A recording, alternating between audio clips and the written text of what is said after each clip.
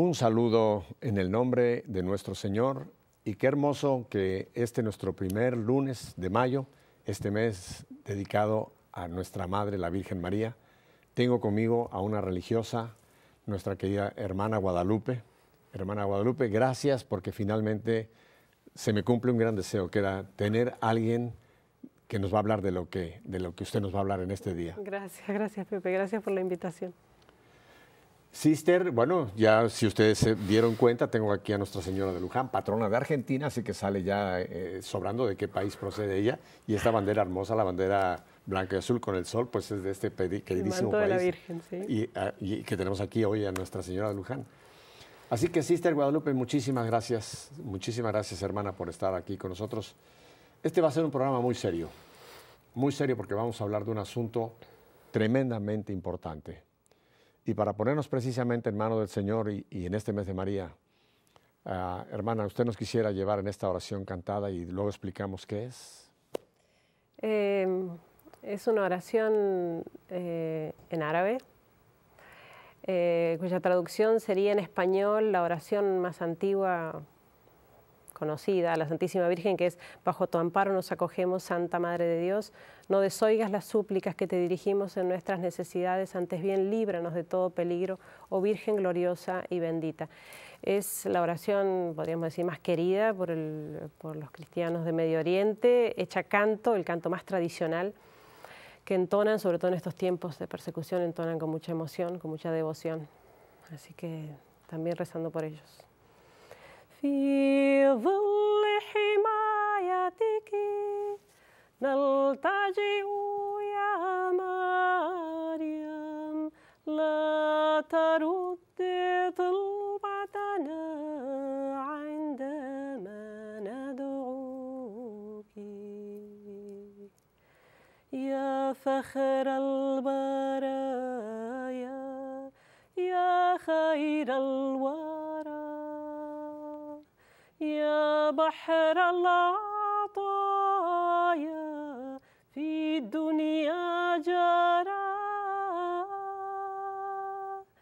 في ظل حمايتك نلتجئ يا مريم لا ترد طلبتنا عندما ندعوك.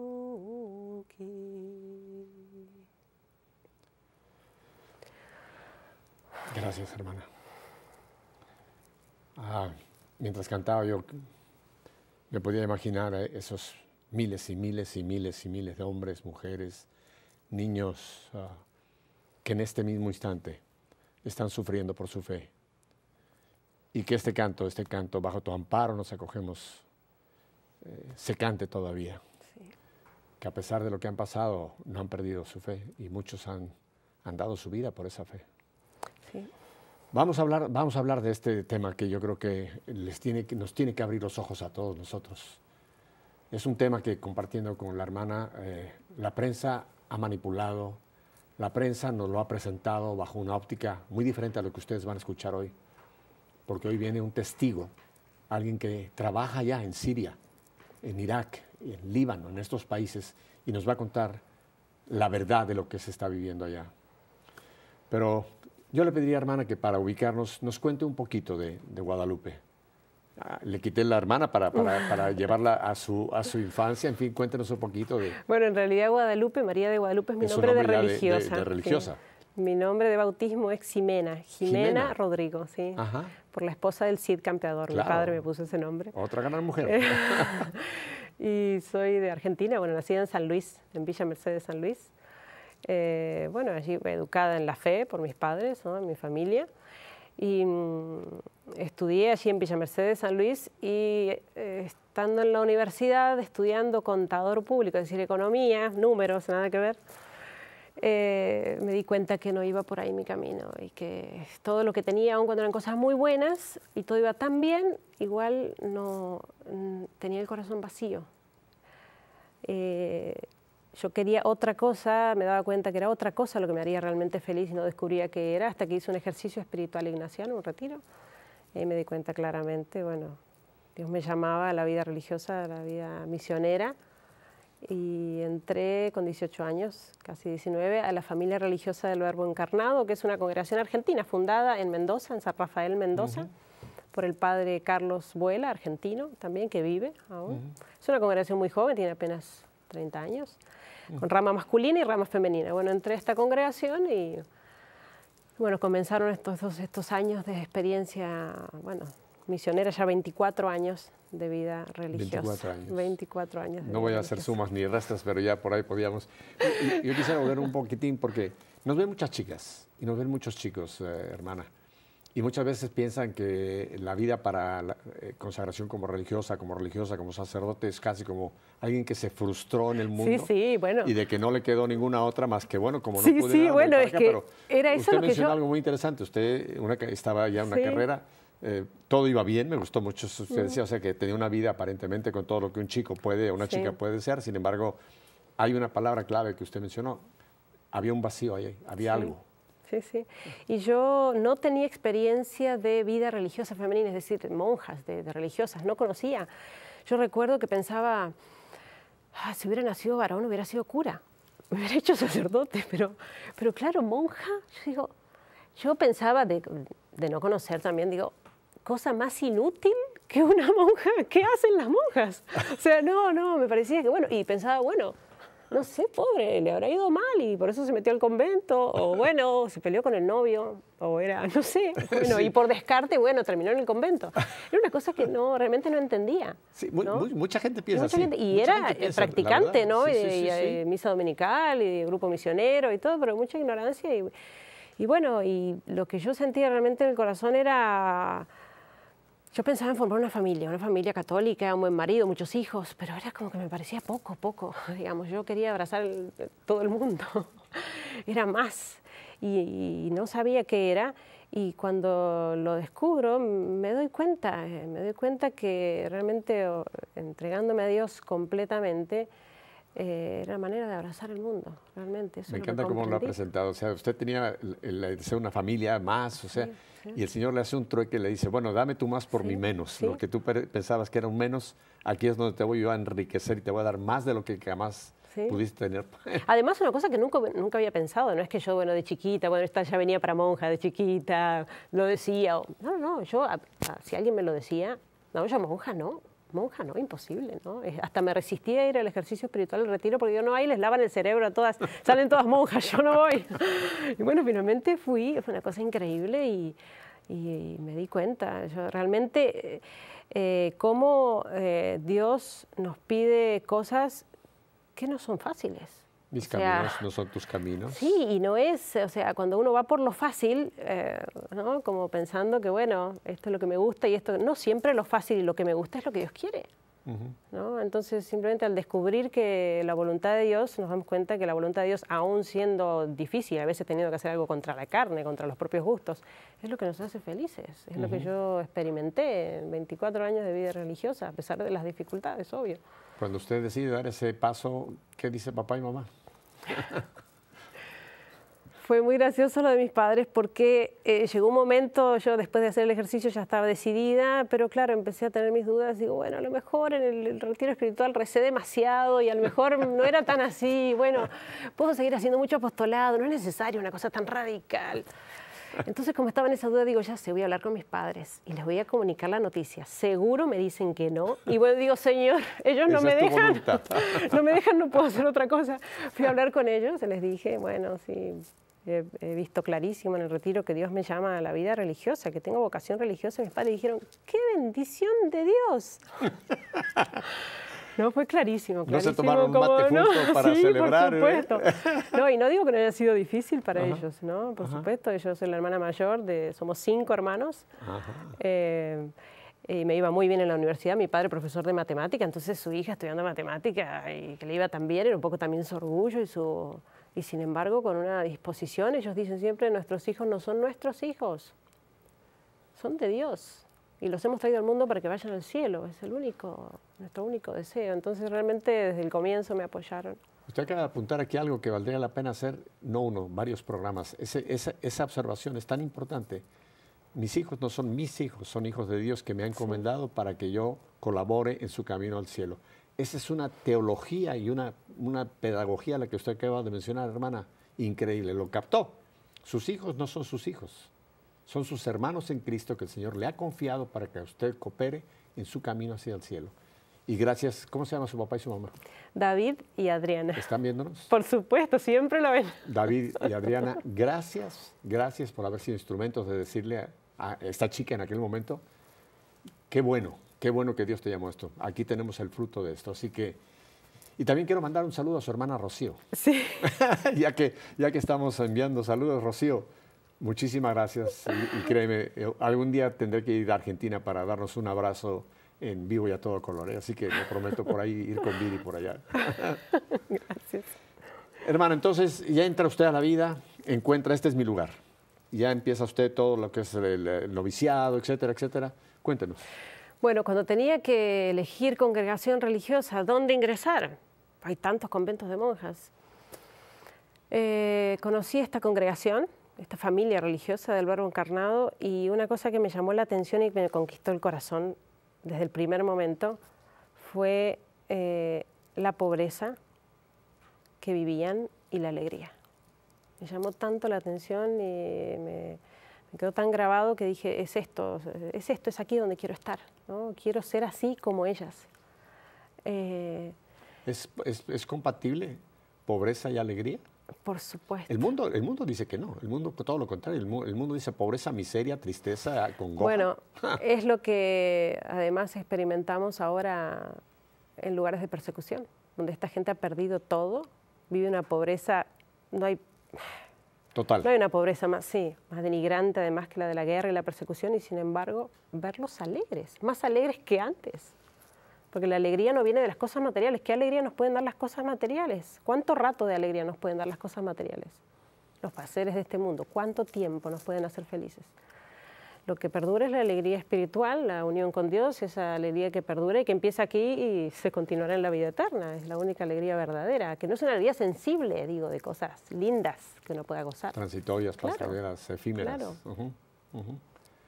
Pero me encantó esa observación, me llamó la atención su pobreza y la alegría. La pobreza y la alegría. Entonces ingresé a esta familia religiosa y bueno, me formé con ellos, obviamente, nuestra formación en filosofía, en teología, fueron varios años, y cuando tenía 23 años es que me proponen unirme a la comunidad que ya estaba en Medio Oriente, en Belén. Nosotros ya teníamos fundaciones, ahora ya estamos extendidos en los 5 continentes, y en lugares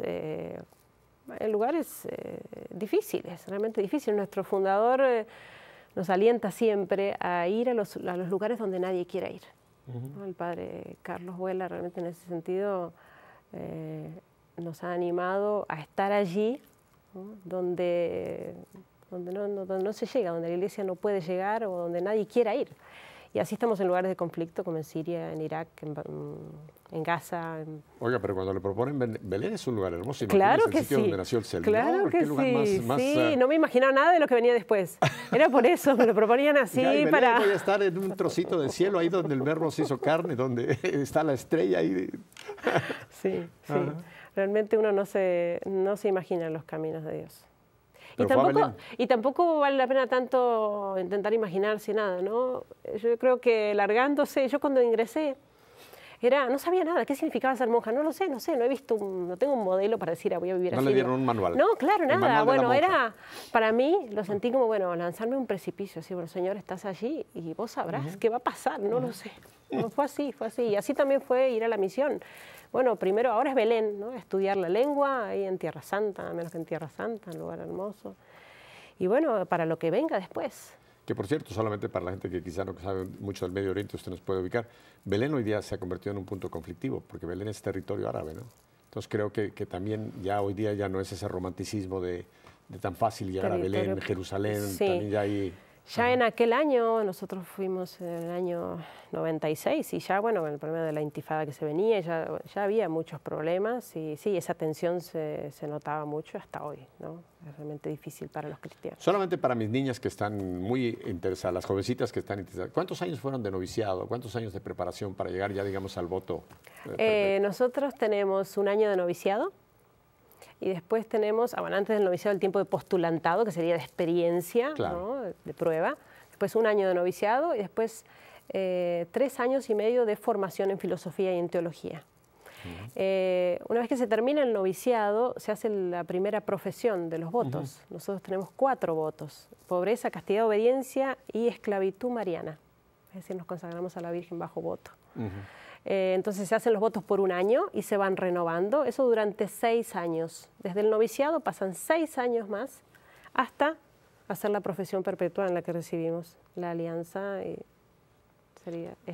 reciben, a ver. Sí, la alianza, sí. Mire qué hermoso, o sea, está usted casada con Jesús, claro, con Jesús y su iglesia, por supuesto. Por supuesto, sí. O sea, ya una vez que pasa esa exploración, que uno dice, sí, va por aquí, serían 6 años, hasta llegar ya a este momento precioso perpetuos. Que ya hacen su voto perpetuo. Que en mi caso los pude hacer, por la gracia de Dios, un regalo, nada menos que en Getsemaní, en la iglesia de la Agonía, en el Huerto de los Olivos, en la iglesia de la Agonía, en la misma piedra donde se recostó nuestro Señor para rezar la noche de la agonía. Allí mismo hicimos la postración, ¿no?, para los votos perpetuos.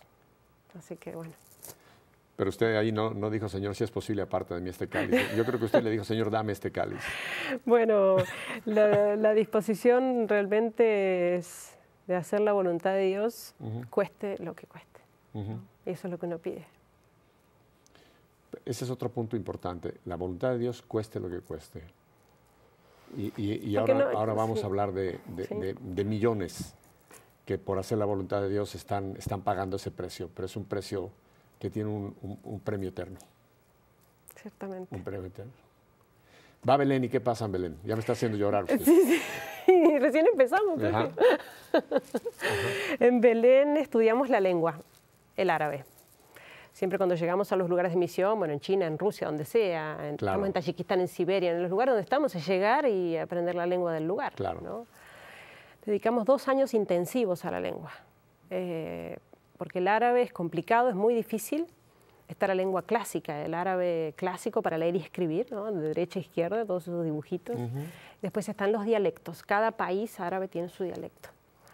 Así que dedicamos 2 años ¿Y intensivos. Se entienden entre los dialectos o hay algunos dialectos que no ellos se en general se entienden, pero la estructura básica de la lengua clásica es lo que los unifica a todos para leer y escribir, ¿no? La lectura y la escritura es la misma lengua. De manera que sí, para nosotros también es un desafío al pasar de un país a otro tener que volver a comenzar a aprender un nuevo dialecto, ¿no? Pero también es muy importante, el carisma de nuestra congregación es la evangelización de la cultura, ¿no? Es llevar el evangelio a todos los estratos de la cultura, a todas las manifestaciones del hombre. No podemos pretender llegar al hombre a su profundidad si uno no conoce la lengua, es como la llave, la puerta, ¿no?, para ingresar en un pueblo. Y ese punto es importantísimo, porque mucha gente piensa que la lengua es un conjunto de una gramática y una serie de... No, es una cultura. Es conocer la mentalidad. Es una cultura. Por supuesto, Es una expresión de una cultura. Entonces hay que conocer esa cultura para poder expresarla, ya sea en palabras, ciertamente, etcétera. Es mucho más que simplemente tener elementos para comunicarse. Claro. Es intentar entenderlos, comprender, o cuestiones culturales que además son tan distintas de las nuestras. Así es que bueno, dedicamos esos 2 primeros años al estudio de la lengua. Eso ya en Belén. En Tierra Santa. En Tierra Santa, sí. Y después fui destinada a Egipto. Se abría la primera comunidad nuestra en Egipto, de las hermanas. Ya estaban los sacerdotes del IBE, del Instituto del Verbo Encarnado, y comenzábamos nosotras una nueva comunidad allí. Me tocó ir allí como superiora de una comunidad, digamos, éramos 6 hermanas. ¿En Cairo? En Alejandría. Alejandría. Sí. Y allí estuve, en Egipto, estuve 12 años de misión. Fueron 12 años hermosísimos, muy intensos de misión. La congregación, la misión creció rápidamente, también en vocaciones, muchas vocaciones, y se extendió a otros países, a Jordania, a Túnez. Locales, vocaciones locales, de chicas sí, coptas. Sí, coptas, claro. Sí. Los egipcios es un pueblo muy de una profunda espiritualidad, hay muchas vocaciones. Y bueno, la misión se extendió rápidamente. De hecho, bueno, estando en Egipto me tocó asumir cargos como regional, como provincial, durante 9 años. Entonces me tocó viajar mucho en las comunidades que teníamos en Egipto. ¿Se llegó a provincial? ¿Cómo? Llegó a madre Sí, sí, era superior provincial. Oiga, tengo que entonces ponerme en serio. No, no. Una madre provincial, ya estamos hablando aquí de jerarquía elevada, pero... Pero ya he vuelto soldado raso, como dice mi padre. Ya he Ajá. vuelto soldado raso, ya pasó ese tiempo. Un tiempo No, pero de qué bueno servicio. que esa experiencia, porque eso le dio a usted un corazón de pastor. Sí. O sea, un corazón... Bueno, y me dio la posibilidad de conocer tantas realidades. Correcto. Sí, tantas realidades, por nuestras misiones de Túnez, de Jordania, de Siria, de Irak, bueno, de Tierra Santa, Egipto, tantas realidades distintas, pero a su vez que muestran la situación del cristianismo en Medio Oriente, ¿no? Una minoría cristiana en todos estos países y en general minoría perseguida y discriminada, con sus más o menos en distintas circunstancias, en distintos países, pero me tocó vivir todas estas realidades. Y bueno, y en Egipto trabajo, bueno, hermosísimo de misión, hermosísimo, pero bueno, muy intenso. Yo no soy de muy buena salud, muy fuerte, y bueno, pasados esos 12 años en Egipto yo estaba bastante cansada, agotada y con problemas de salud. Entonces es cuando mis superiores me ofrecen que elija un lugar tranquilo, había terminado mi cargo además, que eligiera un lugar tranquilo donde ir a pasar un par de años para recuperarme de mi salud.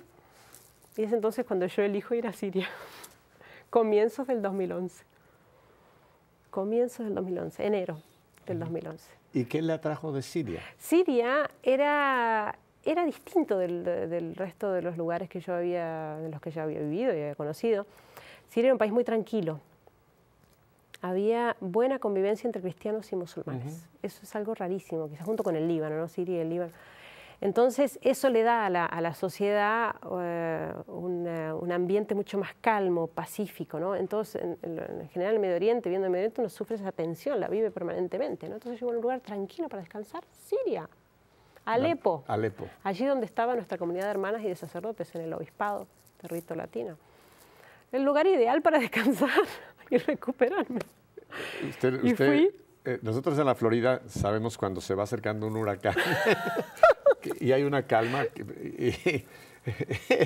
previa a la tormenta.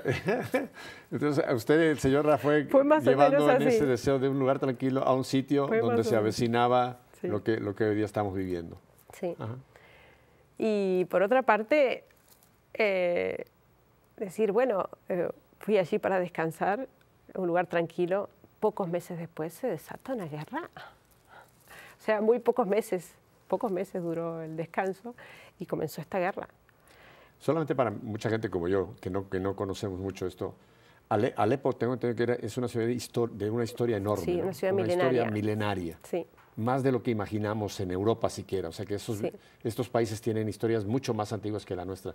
Y tengo entendido que Alepo es un punto histórico importantísimo, ¿verdad? Por supuesto, una ciudad milenaria, una ciudad famosa por su valor cultural, histórico, y además una ciudad muy importante en el Medio Oriente, una ciudad muy fuerte, una ciudad muy próspera, ¿no? Una ciudad que además tenía aspecto de la ciudad europea de Medio Oriente, ¿no? Junto con Beirut, en el Líbano también, ¿no? Una ciudad realmente que con más importancia que la misma capital de Damasco, ¿no? Es la segunda ciudad, pero en realidad es la más importante, donde se mueve también todo el eje económico del país, de Siria, ¿no? Alepo.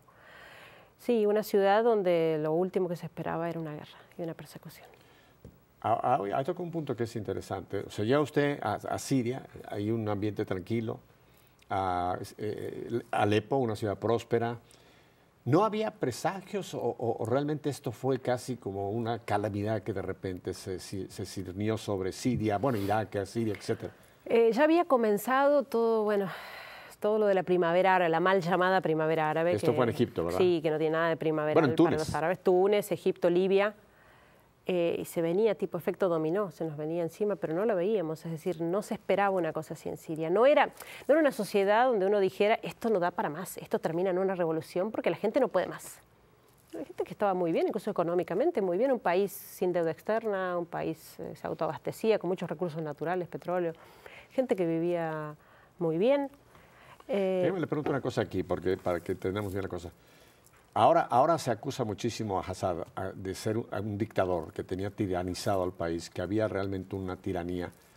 En lo que usted escribe, previo a la situación, ¿realmente se vivía una situación como la que nos describe la prensa secular, de que este es un asesino que tenía prácticamente casi una tiranía dominante? Sí, yo creo que el error, el gran error, es juzgar el mundo árabe con criterios occidentales.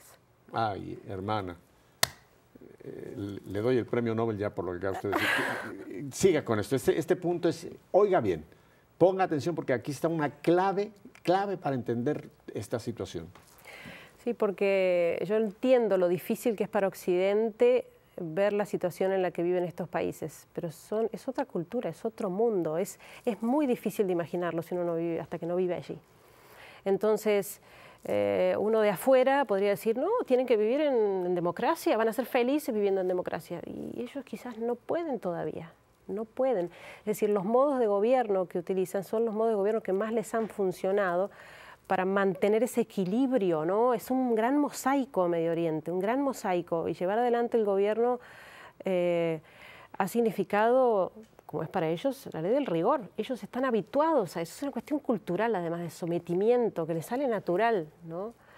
Entonces, ha sido la manera de controlar, por ejemplo, el fundamentalismo. No han tenido otra manera, y yo, poniéndome en el lugar de un occidental, claro, entiendo que eso puede ser incomprensible, ¿no? Pero es la manera en que han vivido durante años. Siglos.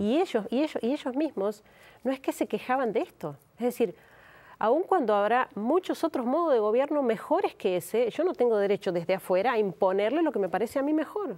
¿Por qué? Ellos tienen derecho a su soberanía. Y que les ha funcionado. Por supuesto. Ciertamente había sectores minoritarios de la población descontentos con el régimen, ciertamente los había, pero eran sectores minoritarios, ¿no? Y eran sectores más fundamentalistas. Pero dígame una cosa, hermana, ¿dónde, en qué sistema de gobierno no hay también descontento? En este país que aquí piensan que los perros se amarran con longaniza, aquí hay descontentos. En España hay descontentos, en México hay descontentos, en Argentina hay descontentos. Yo no creo que en la historia de la humanidad encontraremos nunca jamás un pueblo donde no haya ningún descontento. Siempre ha habido esa situación, entonces no es algo nuevo que digamos esto recién. Bueno, y de hecho los cristianos se sintieron siempre muy protegidos, ¿no? Porque era gobierno laico, no era ley islámica como ley civil, ¿no? Entonces había cierta libertad religiosa, cierta libertad religiosa. De hecho, es impresionante escuchar a nuestros cristianos que han logrado salir fuera, a Europa, por ejemplo, y que digan, en Siria, como cristiano, yo tenía más libertad. En Siria, en Alepo, yo podía para Navidad adornar, incluso fuera de casa, podíamos celebrar las procesiones y nuestras misas y celebraciones y llevar una cruz, y estamos en Europa y parece que está prohibido poner un pesebre públicamente, que está prohibido tener una cruz colgada porque es ofensivo, porque es... ¿Qué es esto? O sea, ellos mismos lo notan. O sea, ¿qué significa esto? O sea, libertad para todo el mundo menos para el católico. Hermana, en este gran país, yo soy norteamericano, mexicano, pero soy norteamericano. En este gran país, Estados Unidos de Norteamérica, que nos gloriamos de ser el país de la democracia, de la libertad, no puede haber una cruz en un colegio. No se puede orar en un colegio. No se puede tener un símbolo cristiano en un edificio público. Y nos llamamos libres, y nos llamamos democráticos, y nos llamamos que respetamos las religiones. Pero aquí en este país, hay persecución contra todo lo que es cristianismo. Y nos llamamos el país que exportamos a otro lo que consideramos que es la maravilla que vivimos. Tengo que ir a un muy breve descanso. Quédese porque ahora vamos a entrar, para que entienda usted, en la crudeza que nuestra hermana nos va a describir de lo que están viviendo nuestros hermanos allá en esas tierras. Volvemos enseguida.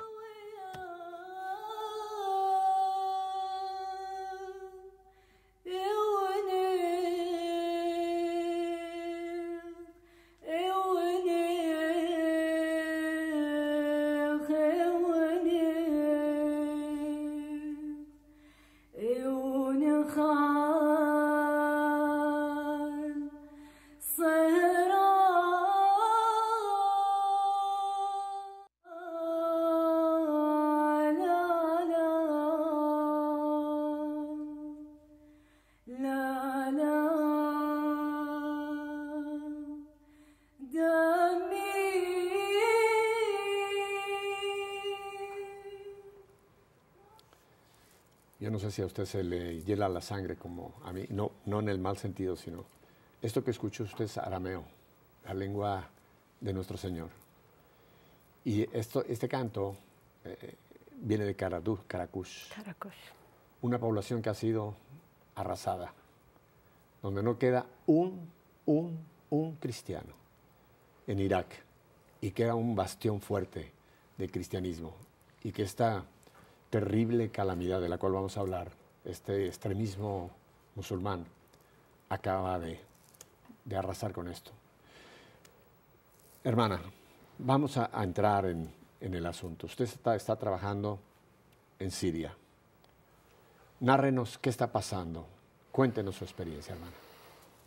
Bueno, en Siria fue todo muy sorpresivo, medio como de un día para el otro, ¿no? El comenzar a multiplicarse estas manifestaciones en varios puntos del país que aparentaban ser, según la prensa al menos, manifestaciones pacíficas de los sirios, ¿no? Que buscaban el cambio de gobierno, pero sin embargo desde esas primeras manifestaciones, lo que no se comentaba en la prensa y nosotros sabíamos por nuestros vecinos y familias de los pueblos, es que ya había ataque a cristianos descuartizados en una bolsa, en un contenedor de basura con un cartel "No tocar es cristiano", o estudiantes universitarias en Alepo ahogadas en el lavatorio del baño por ser cristianas.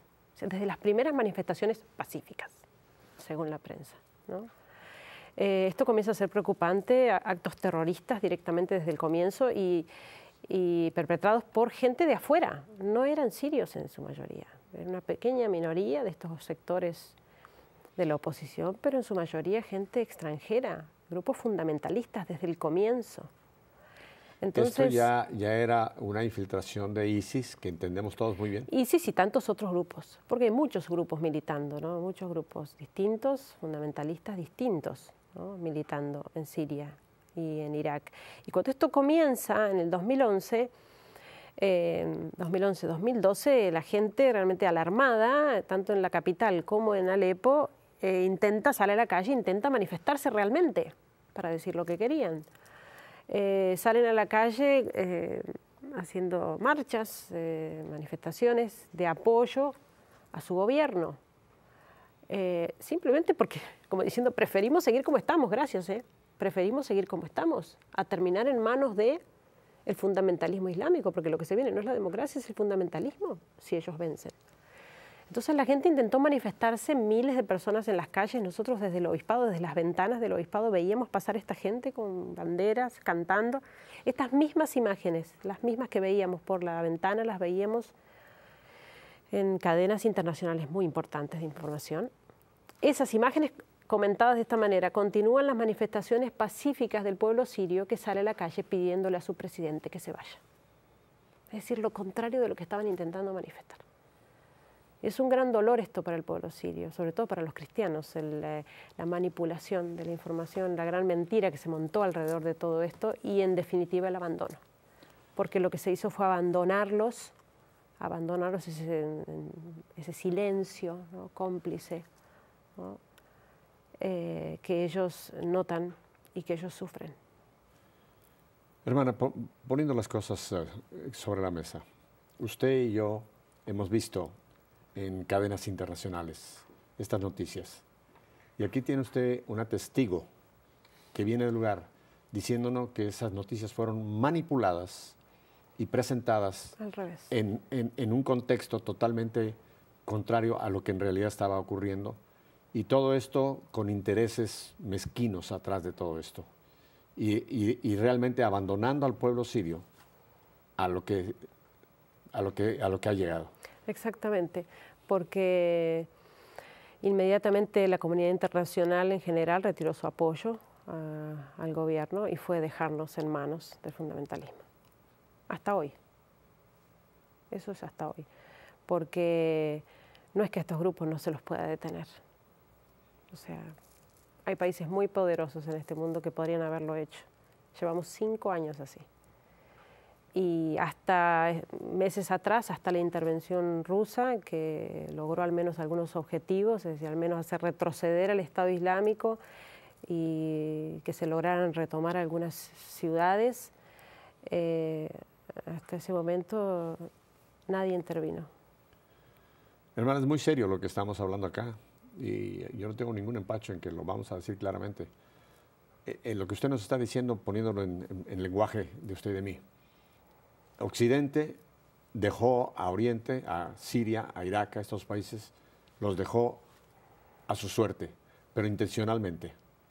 Porque pudiendo haber parado, vamos a hablar del cáncer, cuando se detectó la enfermedad, que se pudo haber curado a un tiempo, con propósito se dejó avanzar por intereses mezquinos y transgiversándole a todo el mundo lo que en realidad estaba. O sea que hubo complicidad con ISIS, aunque... Por supuesto, yo creo que estas guerras, todo esto desde la primavera árabe en adelante y esta misma guerra en Siria y la persecución es toda una cuestión programada, planeada, no en la calle, no surgió en la calle, sino que se planeó sobre un escritorio, planeada y programada con todos los detalles, a costa de la vida de tantas personas. Son años de guerra y años de persecución. Aquí hablamos de dos cosas. La persecución esta de este fundamentalismo islámico que quiere imponer una ley que es absolutamente absurda e incluso, aunque hablamos de que estos países estaban acostumbrados a vivir con regímenes autoritarios, pero que era lo que les funcionaba. Pero cuando viene este fundamentalismo, eso es otro asunto total, es otro monstruo aparte. Sí. De los gobiernos que ellos, vamos a hablar de Saddam Hussein, de Gaddafi, en fin, de todos estos que no estamos en ninguna manera justificándolos, en absoluto, por supuesto. Pero controlaban sus países.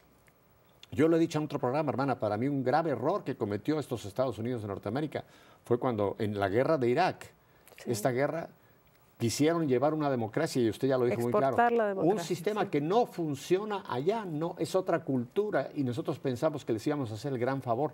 Es como cuando a la India les llevaron vacas, para ayudarlos a la India les llevaron vacas y las vacas están comiéndose los campos. Aquí fue un error gravísimo de no conocer las culturas. Ahora, hay un punto, hermana, yo le pido que en lo que pueda usted lo comparta.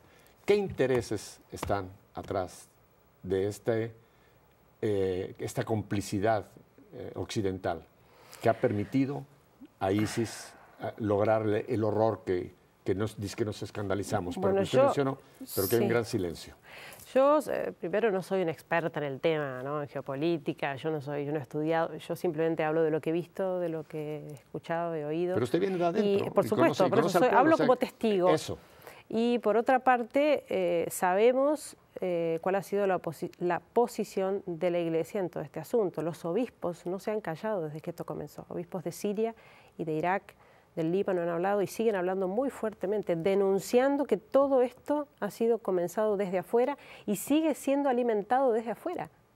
Es decir, nosotros tenemos en pantalla a los grupos fundamentalistas. Es lo que se ve, ¿no? Que están atacando, que están masacrando, persiguiendo. Degollando gente en las playas. Pero detrás de ellos, quienes no se ven y no aparecen en ninguna pantalla, los que están financiando, porque la guerra cuesta. La guerra cuesta. Claro. Hay que financiar, hay que vender armas. Entonces están quienes compran armas, están quienes les compran el petróleo. Compran el petróleo al ISIS. Entonces, por eso los obispos muy fuertemente están alzando su voz para denunciar esto. Basta de vender armas a los grupos terroristas. Basta de vender armas, dicen ellos, a la oposición moderada, porque oposición moderada no existe. Y esto termina en manos del fundamentalismo. Y por eso ciertamente uno ahí entiende que en el fondo se trata de cuestiones económicas, simplemente planes económicos que quizás son a largo plazo, pero que buscan terminar con la división de Siria, por ejemplo, con el debilitamiento de algunos países fuertes como Irán, simplemente por cuestiones económicas. Y se monta todo esto y en el medio se lleva adelante la persecución, la masacre al cristianismo. O sea, una cosa demasiado seria. Gravísima. Gravísima. Yo le preguntaba antes de entrar si se sabe números. Usted me dijo, no hay números. O sea, ha sido tal la masacre, ha sido tal la persecución. Ahora estamos hablando de la persecución a los cristianos, aparte del desastre económico que ha traído las consecuencias. Ahora, hay un punto, hermana, yo no sé si usted nos puede, no le digo que me dé títulos, pero usted mencionó dos puntos que me interesan. Uno, hay un financiamiento. Se está invirtiendo dinero en ISIS, en estos grupos fundamentalistas. ese dinero solamente, aunque no se comprometa usted con nombre de países, ¿viene de Oriente o de Occidente? También de Oriente, no, de Occidente, por supuesto, pero también de Oriente, de los países que están aliados con Occidente, que por cuestiones económicas les conviene que Siria se debilite, Siria e Irán. Entonces, por eso, en el fondo... Son países árabes que están financiando esto. Sí, Vamos a ponerlo ya por más claro.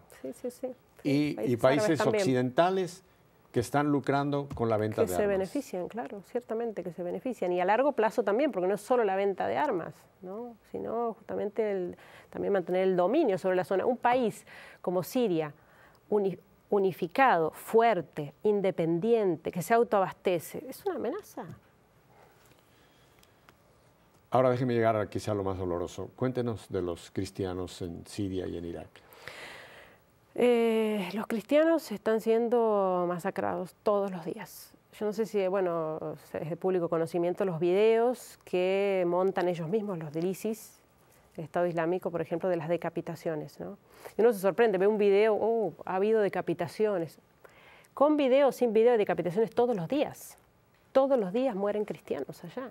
O sea que ahora que estamos aquí, usted y yo, sentados, quizá en este mismo instante, en Siria o en Irak o en Líbano, en fin, puede haber cristianos que están siendo martirizados. Por supuesto, se hace un cálculo, es una estimación, ¿no? De que cada 5 minutos está siendo asesinado un cristiano. Cada 5 minutos está siendo asesinado un cristiano. Y de manera terrible, o sea, siempre se les ofrece la posibilidad de salvarse, salvar su vida, ¿no? Salvarla, entre comillas, claro, si se convierten al Islam, cosa que no aceptan, los cristianos no la aceptan. Yo no conozco un solo caso, a lo mejor habrá, pero no conozco un solo caso de alguien que haya defeccionado de su fe y haya renegado de Jesucristo, haciéndose musulmán para salvar su vida, ¿no? Ellos ofrecen su vida antes que negarlo, y de las maneras más crueles, decapitaciones, cristianos crucificados, niños crucificados o niños enterrados vivos por ser cristianos y a la vista de sus madres. Y cristianos que, claro, son mártires, son los mártires de nuestros tiempos, que le dan una bofetada a nuestro cristianismo tibio, ¿no? Por ahí cómodo, ¿no? Como decíamos, de tener miedo de que ese respeto humano, de no, ¿qué me van a decir? Si se van a ofender, si que... Y ellos están dispuestos a dar su vida, que les corten la cabeza, lo dicen así, ¿no? Nuestros jóvenes de la catedral dicen que entren a la ciudad y que la tomen, y que me corten la cabeza. Yo soy cristiano, no voy a dejar de serlo. O sea, una fe semejante empuja. ¿Sabe qué, hermana? Usted nos está haciendo un cuestionamiento tremendo. ¿Se da cuenta lo que nos está diciendo el Señor a través de esto? Usted pregúntese su fe. Usted pregúntese su fe hoy. ¿Usted sería capaz de decir lo que estos chicos, córtenme la cabeza, pero yo no reniego a Cristo? O quítenme todo, déjenme en la pobreza absoluta, pero yo nunca dejaré de decir soy cristiano? ¿Lo haría usted? Esa es la pregunta, creo que nos está haciendo Dios hoy a nosotros aquí, y el día que este programa se vea por tantas partes. Cuestiónese su fe. Y no es una amenaza, no es un juicio. Es que yo creo que esto quizás Dios ha permitido, hermana, que usted venga como testigo y nos traiga esto para que todos nos demos cuenta si nuestra fe en vivo, el nombre de este programa, es real. Si nuestra fe es vida o nuestra fe es una comodidad, un adornito que yo tengo los domingos de vez en cuando. Esto sacude, yo creo, porque además ellos están dispuestos a testimoniar a Jesucristo a una costa de su vida.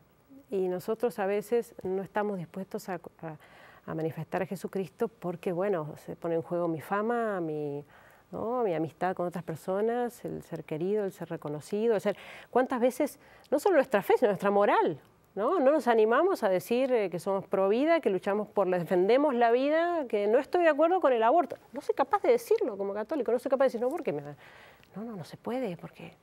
¿Pero qué es eso? El tiempo se me va, hermana. Yo quisiera solamente un poquito más que nos comparta. También hay la idea de que se habla de muchos que han salido de Siria, que han salido de Irak y que ahora están llevando la gran vida en Europa. ¿Qué pasa con estos que han tenido que salir o que los han echado de sus tierras, de sus... Sí, bueno, el tema de los refugiados también ha sido un tema manipulado, lamentablemente, ¿no? Desde aquella foto del niño en las costas griegas, que en realidad fue una foto planeada, acomodada, el niño acomodado ahí, y todo esto que se disparó de los refugiados. Espérame. ¿Usted recuerda esa foto que salió en todos los noticieros, en todos los periódicos? Un niño en la playa que venía el papá y el niño ahogado por... ¿Eso fue un montaje? Eso fue preparado justamente para lograr que se disparara el tema y lograr esto de la oleada de ¿Nos manipularon la prensa? Sí, por supuesto, eso ha estado pensado y armado. Es decir, es un poco llamativo que si pensamos que hay tantísima cantidad de refugiados, millones, tanto musulmanes como cristianos, lo lógico sería que los países islámicos, por ejemplo los países del Golfo, países muy ricos, ¿no? Pensemos en Arabia Saudita, que podrían recibir a sus hermanos refugiados, hermanos musulmanes, para ellos sería mucho más fácil la adaptación en sus propios países, en su propia cultura, en su propia religión, y sin embargo tienen puertas cerradas, fronteras cerradas a los refugiados, exigiendo que Europa abra sus puertas para recibir refugiados. Entonces, ¿por qué Arabia Saudita, en lugar de mandar tantos millones de euros a Europa para construir mezquitas, no recibe a sus propios hermanos en su propio país para asistirlos? Y entonces se da esta oleada de entrada de refugiados en Europa, millones y millones, que es una minoría de cristianos huyendo realmente de la persecución, o musulmanes incluso huyendo de la guerra. Tenemos familias nuestras, de nuestra parroquia de Alepo, viviendo en Alemania. Me he comunicado con ellos, me comunico con ellos frecuentemente. Y están sufriendo terriblemente. Están en Alemania, sufriendo terriblemente en lugares donde están, radicados los refugiados, porque todos sus vecinos son musulmanes. Y son obligados, ellos como cristianos, obligados las mujeres a cubrirse o rezar con ellos. O sea, en Europa huyen de la persecución y en Europa están sufriendo en así. los propios campos de refugiados, en los países que pensamos que llegaron ya, que ahora ya... Y ellos dicen, esta señora que es de la parroquia me decía, y si es que fueran nuestros vecinos musulmanes, fueran sirios todavía, porque nosotros siempre nos hemos llevado muy bien, ¿no? Un Islam muy tolerante, muy... Pero hay de todas partes. De todas partes. Entonces ese maltrato lo viven también en Europa. Por eso también todo este es un tema muy confuso. Por eso yo creo que lo importante es entender, tomar conciencia de la importancia de apoyar a los cristianos en Medio Oriente. O sea, es muy grave la situación.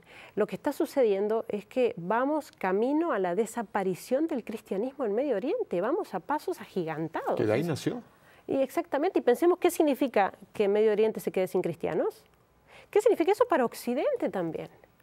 Entonces, hay que tomar conciencia de la necesidad de apoyarlos donde están, allí. Ellos no quieren irse, ellos no querrían irse si tuvieran alguna posibilidad de vivir más dignamente, de tener protección, de tener un lugar digno donde vivir. Entonces, por eso me parece tan importante los esfuerzos que se hagan por ayudar a los cristianos en sus lugares. Ustedes están allá. ¿Cómo, hermana, cómo podemos nosotros apoyar? ¿Qué nos ofrece usted hoy? Porque yo sé que hay miles y miles que decimos no podemos nosotros quedarnos sin hacer algo. Cuéntanos, ¿cómo podemos apoyarlas a ustedes que están allá en el campo de batalla? En primer lugar, lo que siempre pedimos, que piden ellos, lo piden los cristianos perseguidos, es la oración. Rezar por ellos. No es un agregado. Y bueno, como no puedo mandar dinero, entonces rezo. No. Primero rezo. Después si puedo mando dinero también, pero primero rezo. Rezar por ellos, sostenerlos con nuestras oraciones. Es lo que ellos piden. Cuando uno sale de allá, ellos dicen, pídanle al mundo que rece. O sea, sostenerse, mantenerse firmes en la fe frente al peligro de muerte no es una cosa fácil. Requiere una gracia especial de Dios que hay que pedirla. Entonces, realmente necesitan de nuestras oraciones. Eso en primer lugar, rezar. En segundo lugar, difundir lo que está pasando, ¿no? Por eso también las páginas de Facebook que tenemos, SOS Cristianos en Siria, y la otra, Amigos de Irak. Estas dos páginas que usted me menciona, ahora las estoy poniendo en pantalla, son páginas donde la gente puede ir y ver. Ustedes tienen ya montado lo que se puede ver. Noticias, exacto, noticias. Lo voy a dar para las personas de radio que nos quieran apuntar. Apunte esto, porque aquí usted va a tener acceso a la verdad. El Facebook es SOS Cristianos en Siria. Y la otra es Amigos de Irak. Más fácil no puede ser. Son dos páginas, SOS Cristianos en Siria, Amigos de Irak. En estas páginas de Facebook, hermana, hay posibilidad del que quiera, aparte de orar, aparte de difundir lo que está pasando, de apoyarlas a ustedes económicamente. Ahí. Por supuesto, ahí está también la posibilidad de apoyar y en ese sentido quiero comentarle de yo creo un proyecto concreto, muy concreto, que se está llevando adelante, si Dios quiere, se llevará adelante en el Líbano, en Beirut, a cargo de un estudio de abogados en Argentina, fundado por un sacerdote, se llama Javier Bocci, y este sacerdote, hace varios años atrás, con esta preocupación de qué hacer por los cristianos perseguidos, comenzó una campaña espiritual de unión, de oraciones, de ofrecimiento por los cristianos perseguidos, y creó estos pins, que yo llevo uno aquí, con la letra Nun, que es una letra árabe, la primera letra de la palabra Nasrani, que en árabe significa nazareno. Porque el Estado Islámico, el ISIS, cuando va entrando en los pueblos y en los barrios, va marcando las puertas de las casas de cristianos con la letra Nun, porque nos llaman nazarenos. En el Corán estamos así llamados, nazarenos. Entonces marcan las casas con la letra Nun, identificando las casas donde tienen que entrar matando. Este signo entonces se hizo el símbolo de los cristianos perseguidos. Yo recuerdo cuando llegué a Argentina el año pasado y empezó esto de dar testimonio, de las charlas en distintos lugares, me encontré con gente que usaba este pin. Y además me encontré con estas tarjetas, ¿no?, de ofrecimiento de los sufrimientos diarios, los sufrimientos de la vida cotidiana por los cristianos perseguidos. Yo digo, bueno, no estamos solos, ¿no? Realmente es gratificante en el sentido de que el abandono que uno siente allá, digo, ¿quién está haciendo esto? Bueno, me encontré después con el padre Javier Bocci, que había creado esta campaña junto con su estudio. Esto me parece importantísimo que lo difundamos, hermana. Usted puede orar, usted puede ofrecer sus sufrimientos y difundir esto. Usted tendría el valor de colocarse todos los días un pin de estos para cuando le pregunten decir, esta es la letra donde las casas de los cristianos están siendo marcados para acabar con ellos. Y ofrecerlo. Yo ofrezco por todos mis hermanos que padecen persecución por causa de Cristo las cruces que deba sufrir en esta vida. ¿Qué tesoro es esto, hermana? Bueno, el padre Javier empezó con esta campaña espiritual y quería hacer también una ayuda material, ¿no?, a los cristianos perseguidos, y es así que están ahora liderando un proyecto muy grande en el Líbano, en Beirut, para levantar un barrio completo, con iglesia, casas para 200 personas, escuela, centro médico, una comunidad. Y le han puesto al proyecto Nuestra Señora de Guadalupe. Nuestra Señora de Guadalupe. No, en honor a la Virgen de Guadalupe. Qué hermoso, el proyecto en Líbano, Nuestra Señora de Guadalupe. Nuestra Señora y aquí, donde nosotros podemos contactar a este movimiento, a esta iniciativa, que es Estudio Garrido Abogados, Buenos Aires, hay una persona que... Hay un representante del estudio, que es Francisco Ruiz Iñazú, pueden escribirles. ¿Dónde pueden escribirle a Francisco? A una cuenta de email frg@garridolawfirm.com. A ver, se la voy a deletrar rápido. Sí. frg, luego Garrido, como suena con doble R, y luego está en inglés LAWFIRM, que quiere decir Law Firm, de firma de abogados en español, .com. Hermana, el tiempo se nos ha volado. Yo necesitaría mucho más tiempo para esto que ha sido un llamado a la conciencia. ¿Cuál sería su mensaje final en un minuto, hermana Guadalupe? Yo creo que los cristianos allá lo que nos enseñan es el valor del sufrimiento. Y que el sufrimiento lo vivimos todos. Nosotros aquí no vivimos una guerra propiamente, pero como usted bien dijo, sufrimos una sutil persecución, bueno, sutil o no tan sutil, persecución, y nuestros propios sufrimientos, nuestras propias luchas, guerras, ¿no?, dificultades. Esos sufrimientos nos tienen que acercar a Dios, es lo que le ha sucedido a ellos, ¿no? Ellos se han dado cuenta de que la vida realmente es corta, de que lo más importante empieza después de la muerte, y entonces tengo que aprovechar estos sufrimientos para darme cuenta de cuán rápido pasan las cosas de este mundo. Y que en definitiva lo importante es cómo está mi alma y cómo se encontrará mi alma al momento de la muerte. Hermana Guadalupe, yo no tengo palabras para agradecerle. Usted ha sido un llamado a la conciencia de todos nosotros. Yo le voy a pedir que en una próxima ocasión que vuelva con nosotros. Yo quiero hablar más con usted y que nos hable a nuestra conciencia, Dios a través de usted. Gracias, Pepe. Muchas gracias. ¿Qué les voy a decir? Pase este programa, grábelo y transmítalo, compártalo con otros. Porque esto que estoy escuchando, créame, es un llamado que Dios nos ha hecho a salir de ese letargo, salir de esa indiferencia y realmente ir con estos hijos de Dios que piden nuestra mano. Hasta la próxima semana.